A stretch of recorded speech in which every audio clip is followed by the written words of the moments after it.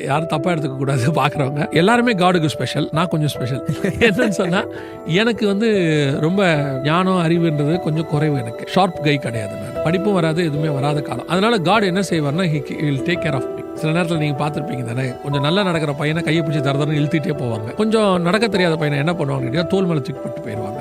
ஏன்னா அவங்களுக்கு வேகமா நடக்கணும், அவங்க வேலை ஆகணும். நான் ஆண்டவர்கிட்ட ஊழியத்துக்கு வந்த புதுசுல எங்க அப்பா உலக பிரகாரமான அப்பா போயிட்டாங்க. போன போது அன்னைக்கு அந்த பர்டிகுலர் டே காட் என்கிட்ட ஒரு வார்த்தை சொன்னார், உலக பிரகாரமாயும் நான் உனக்கு தகப்பனாக இருப்பேன் அப்படின்னாரு. எனக்கு அந்த வார்த்தை அப்படி பதிஞ்சிருச்சு. வேர்ல்ட்லியாவும் ஒரு அப்பா கிட்ட ஒரு பையன் என்ன எக்ஸ்பெக்ட் பண்ணுவோன்னு நல்லா எக்ஸ்பெக்ட் பண்ணுவேன். நான் எதிர்பார்ப்பேன். எங்க அப்பாவும் எனக்கு செய்வார். ஏன்னா அவர் எங்க அப்பா செய்யணும். உங்க அப்பாட்ட உங்களுக்கு ஒரு உரிமை இருக்கும்ல.